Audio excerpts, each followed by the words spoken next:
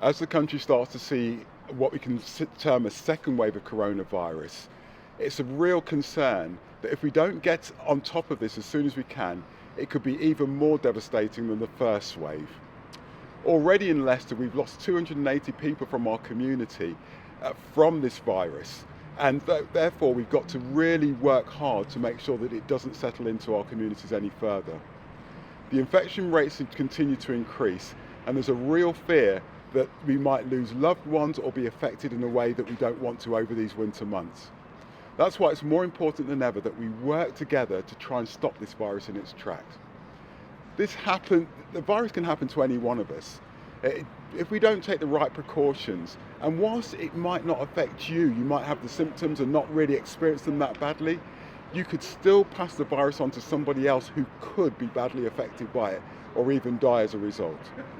The virus affects people of all ages, all backgrounds, all parts of the city, and we must not get complacent, so we've got to continue to cover our faces when we're out and about.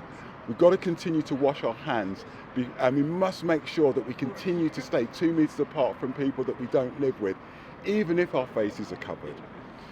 The first sign of a corona, that you may have symptoms, we're asking you that you look out for a high temperature, a continuous cough, or change in your sense of taste or smell.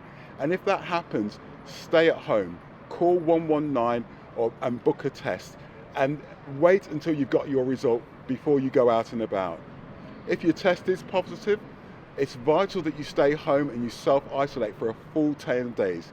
And if you live with somebody else who's tested positive and are in close contact with them, you must stay at home for 14 days. And if that means you can't work or you won't be paid, the government may be able to support you with a test and trace payment of up to £500. The best thing we can do to protect ourselves and our families is to minimise our contacts with others. Stay at home as much as you possibly can. And when you do go out and about, make sure you follow the restrictions that are in place across Leicester. Please don't visit friends or families in their homes, and please don't invite them to yours. And remember that rule of 6. I want to thank you for all the work that you've been doing, all the things you've been doing and following the rules so far. And the prospect of living under these restrictions for a number more months is very, very frustrating. But we're in a position where we just have to keep going. So let's try to stop this virus in its tracks, and let's do it now, and let's do it together.